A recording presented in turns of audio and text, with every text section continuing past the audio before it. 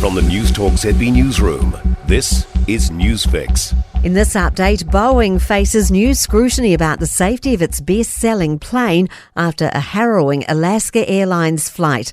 A section of the Boeing 737 MAX 9 blew out 7 minutes into the flight from Portland, Oregon at 16,000 feet.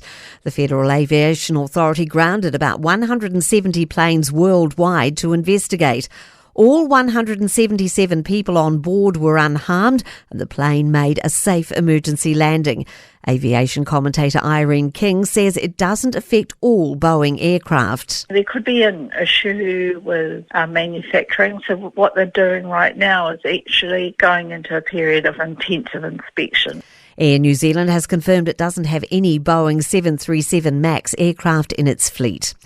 A view New Zealand should get more involved in diplomacy in the Middle East as Israel's war with Hamas rages on. US Secretary of State Antony Blinken's been visiting the region. Democracy Project's Geoffrey Miller says it's naive to believe New Zealand has no part to play. He says Foreign Affairs Minister Winston Peters should follow in Blinken's footsteps. Talk to others in the region about what is happening on the ground, to listen, to learn, and then to take the next steps. And I think New Zealand's role really could be in that de-escalation and dialogue space. Firefighters are battling a large building fire in Levin. A fire and emergency spokesperson says the two-storey building on Bath Street was well involved in fire when calls began coming in just before 4 a.m. Much of the country should expect warm temperatures this week.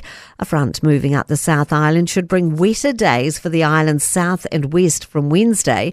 But Met Service meteorologist Philippa Murdoch says the North Island should see mid to high 20s. Also some pretty warm nights as well. Even down in the far south, we're not really dropping below about 10 degrees overnight. I'm Kay Gregory and that's news. In sport, the Phoenix women have slumped to their fourth straight away defeat in football's A-League after being denied the opportunity to earn a draw via the penalty spot. Wellington have been beaten 2-1 by Brisbane.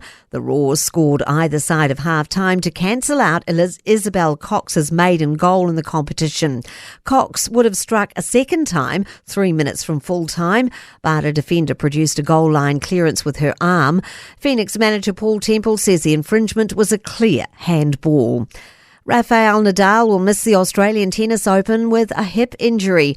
He's opted to fly home to Spain to see his doctor. The tear is not in the same area as the original damage last January. And Coco Gauff has defended the ASB Tennis Classic after being named the world's highest paid sportswoman last year and securing her maiden major at the US Open. That's sport.